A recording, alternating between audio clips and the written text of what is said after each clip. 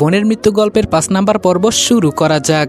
সামনে তাকিয়ে দেখি 2টা মেয়ে আর একটা ছেলে। তবে ছেলেটাকে দেখে মনে হচ্ছে পুলিশ, ওর গায়ে পুলিশের পোশাক আছে। মেয়েটা চশমা পরতে পরতে আমাদের গাড়িতে হাত রেখে বলল, এই মহিলা, এই পুলিশের জিপ গাড়ি কোথায় থেকে চুরি করে আনলি? মাহি বলল, আম্মুকে মহিলা বলিস? তোরে তো তুই চিনিস আমার আম্মুকে? আমি বললাম, মাহি চুপ কর, দেখি আম্মু কি বলে। আম্মু বলল, তোমাদের পরিচয়টা কি জানতে পারি? দাঁড়িয়ে থাকা চিকন মেয়েটা বলল, এই যে আপনি কার সাথে কথা বলছেন জানেন? উনি আমাদের থানার ওসি, তাই উনি যাই বলে তাই করবেন। মনে রাখবেন, সম্মান দিয়ে কথা বলবেন, না হলে ম্যাম কিন্তু অল্পতেই রেগে যায়।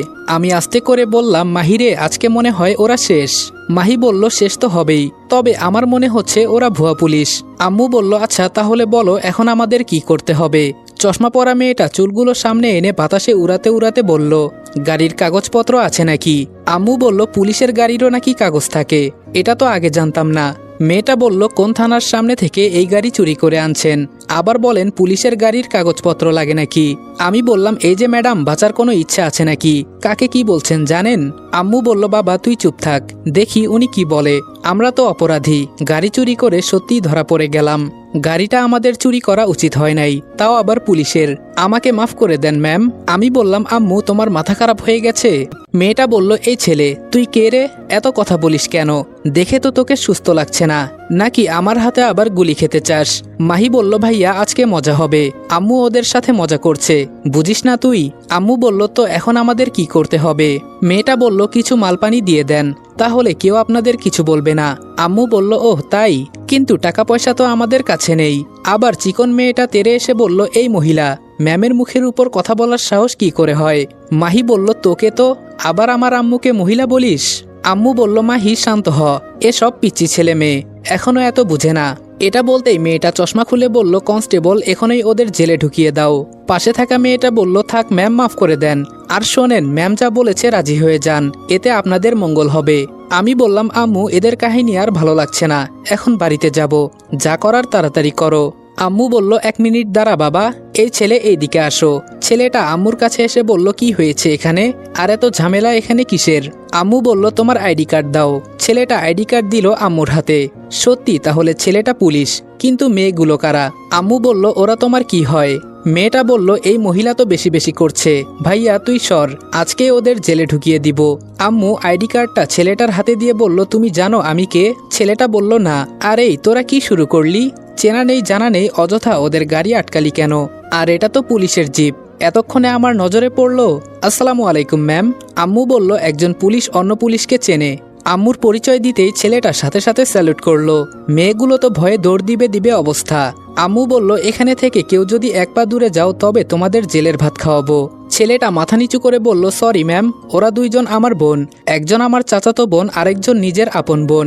ওদের হয়ে আমি মাফ চাচ্ছি, আপনি প্লিজ ওদেরকে মাফ করে দেন। আম্মু বলল, আমি দেখেই বুঝেছি, তাই ওদের সাথে একটু মজা নিলাম।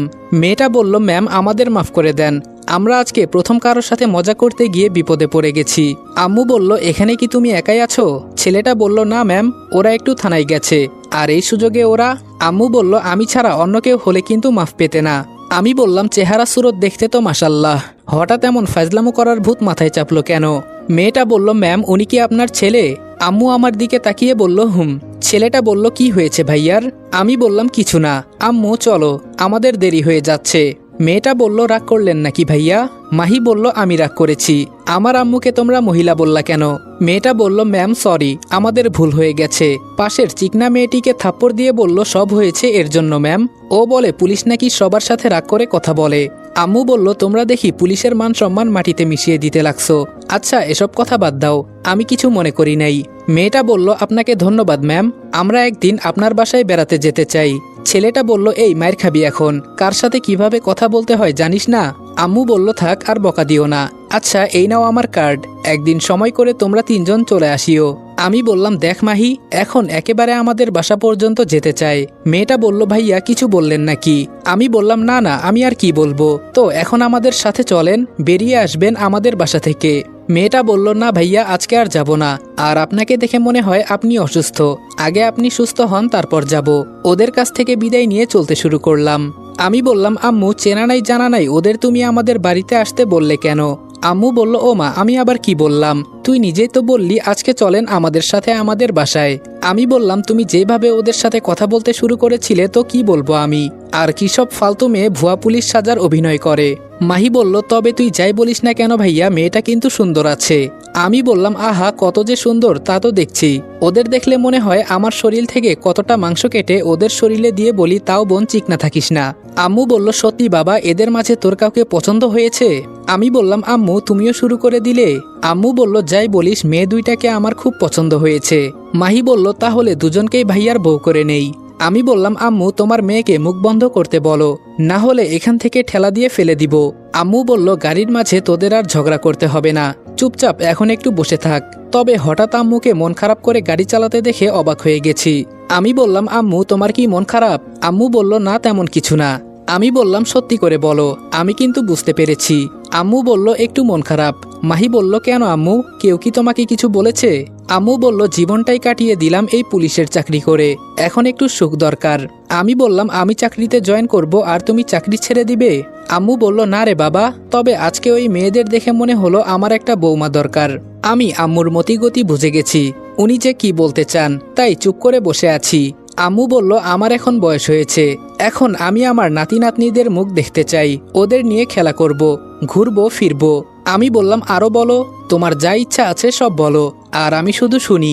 আম্মু বলল, জানিস বাবা, মেয়েটা যখন কথা বলছিল তখন মনে হয়েছিল তোর জন্য একটা বউ দরকার, আর এই মেয়েটা তোর দিকে তাকানো দেখে মনে হচ্ছিল ও তোকে পছন্দ করেছে, এজন্য আমি ওকে আমাদের বাড়িতে আসতে বলছি। আমি বললাম, বোন রে, আম্মুর আজকে কি হয়েছে, কোনো ভূতটুত ধরেছে নাকি? দেখ কি সব কথা বলছে। মাহি বলল, ঠিকই তো বলেছে, আমারও একটা ভাবি দরকার এখন। আমি আর কোনো কথা বললাম না, তবে আম্মুর মন খারাপ দেখে আর চুপ থাকতে পারলাম না। আমি বললাম, আম্মু আমার একটা ইচ্ছা আছে জানো? আম্মু বলল, কি? আমি বললাম, তুমি আমার মা, তোমার কাছে সব বলা দরকার আমার। ছোট থেকে আমি দেখছি সবসময় তুমি আমাকে আগলে রেখেছো, এটা সত্যি, আমি কারো উপর রাগ করতে পারি না, আমার দ্বারা এসব হয় না, আমি সবসময় মানুষের ভালো চাই, বাট কে কি মনে করবে তাতে আমার কিছু যায় আসে না। তুমি তো দেখেছই আমি সবসময় বই নিয়ে পড়ে থাকি, তবে সেখানে আমি রোমান্টিক ভালোবাসার গল্পের বই পড়তে পছন্দ করি। এসব পড়ে পড়ে আমারও ইচ্ছে হয়েছে আমি কারোর সাথে প্রেম করব, তারপর ওকে আমি বউ করব। এটা বলেই আমি কথা বলা বন্ধ করলাম। আম্মু আমার দিকে তাকিয়ে একটা হাসি দিয়ে বলল, খুব সুন্দর করে কথা বলতে পারিস তো তুই আজকাল, প্রেম করা দোষের কিছু নয়, তবে বাবা আজকালের ছেলে মেয়েরা এসব প্রেম নিয়ে খেলা করে, এজন্য আত্মহত্যার সংখ্যা বেশি এই দেশে, এজন্য আমার ভয় হয় বাবা এসব শুনে। মাহি বলল, আম্মু তুমি কোনো চিন্তা করিও না, দেখিও ভাইয়া একদিন আমাদের সবার মনের আশা পূরণ করবে। আম্মু বলল, যা করবি বুঝে শুনে করবি, এখন বল তোর কেমন লাগছে? আমি বললাম, এই তো আম্মু অনেকটাই ভালো লাগতেছে। বাসায় আসার পর বাবা আমাকে দেখে কান্না করতে করতে জড়িয়ে ধরলো। বাবা বলল, আমি কতবার তোর মাকে না করেছি ওখানে আমার ছেলেকে পাঠিও না, তাও আমার কোনো কথা শুনলো না, আজকে যদি তোর কিছু হয়ে যেত? আম্মু বলল, আসলে আমি জানতাম না। বাবা বেশ জোরেই চিৎকার দিয়ে বলল, চুপ করো, আমাদের একটাই ছেলে, আর ওকে তুমি মেরে ফেলতে চাও? আম্মু বাবার ধমক শুনে মাথা নিচু করে ফেললো, কোনো কথাই বলল না। আমি জানি বাবা আমাকে আড়ালে কতটা ভালোবাসে, কিন্তু তা কখনোই প্রকাশ করতো না, তবে আজকে বাবার ভালোবাসা দেখে সত্যি আমি মুগ্ধ হয়ে গেছি। আমি বললাম, বাবা আমার কিছু হয় নাই, এত টেনশন করতে হবে না, আর আম্মুকে একদম বকা দিবা না। বাবা টেবিল থেকে একটা প্লেট নিয়ে আমাকে খাইয়ে দিতে লাগলো। পরিবারের ভালোবাসা কখনোই কম হয় না, এটা আমি আজকে বুঝতে পারছি। রাতে আম্মু আমার রুমে এসে বলল, কি রে কি করিস? আমি বললাম, এই তো আম্মু ফেসবুকে ঘোরাঘুরি করছি। আম্মু আমার মাথার কাছে বসে বলল, আমি জানতে চাই তোর এসব কিভাবে হলো? আমি বললাম, আম্মু বলল, যা সত্যি তাই বলো, আমি সব জানতে চাই। আমি বললাম, আগে প্রমিস করো তুমি কারোর সাথে লাগতে যাবা না। আম্মু বলল, আচ্ছা বল। আমি একে একে আম্মুকে সব বলে দিলাম, শুধু রাসেলের বিষয়টা গোপন রাখলাম। সব শুনে আম্মুর চোখে মুখে আমি রাগের বন্যা দেখতে পেলাম। আম্মু আমার শরীরে হাত দিয়ে বলল, যেই শরীরে আজ পর্যন্ত কাউকে টাচ করার সুযোগ দেই নাই, সেখানে ওরা মরিচ মাখিয়ে দিয়েছে। এই বলে আম্মু কান্না করে দিল। আমি বললাম, আম্মু বাদ দাও এসব, তুমি কান্না করিও না, আর আমার কসম করে বলো তুমি ওদের সাথে লাগতে যাবা না। আম্মু বলল, ওদের আমি না দেখে ছাড়বো না বাবা, তোর গায়ে ওরা হাত তুলেছে। আমি বললাম, আম্মু এখন কিন্তু খুব খারাপ হবে, আমি তোমাকে কি বলেছি, আমি তোমাকে হারাতে চাই না, আর ওরা ওদের এলাকার বাহিরে যেতে পারবে না, আর বাহিরে ওদের এত ক্ষমতা নাই, তুমি চিন্তা করিও না। মনে মনে বললাম, আমাদের গ্রামে আমি তো যাবই, শুধু সময়ের অপেক্ষা, আগে আমি নিজে তৈরি হয়ে নেই, তোরা সবাই একটু অপেক্ষা কর। আমার দাদার বাড়ি তোরা জোরে দখল করে রেখেছিস, তোদেরকে আমি দেখে নিব, তোদের কারণে আমাকে খুন করতে হয়েছে। এখন আমি খুনি, আর তোদের আমি ছেড়ে দিব? কখনো না। এখন আমার মিশন ফাহিম, কলিজার বন্ধু আমার, তোর সাথে খুব শীঘ্রই দেখা হবে। আম্মু বলল, কি চিন্তা করিস বাবা, আর আমার কিছুই হবে না, তুই চিন্তা করিস না। আম্মুর হাতটা আমার মাথায় রেখে বললাম, এখন বলো। কারণ আম্মুকে বিশ্বাস নেই, যেই রাগী উনি কখন কি করে নিজেও জানে না। আবার আমি উনার ছেলে। আম্মু বলল, কিন্তু? আমি বললাম, কোনো প্রতিশোধ নেওয়ার দরকার নেই, আমি যা বলেছি তাই হবে। আম্মু বলল, এত ভীতু কেন তুই, বুঝি না। আচ্ছা যা, তোর কথাই মানলাম। আম্মুর সাথে কিছুক্ষণ কথা বলে ঘুমিয়ে পড়লাম। এভাবে 20 দিন চলে গেল।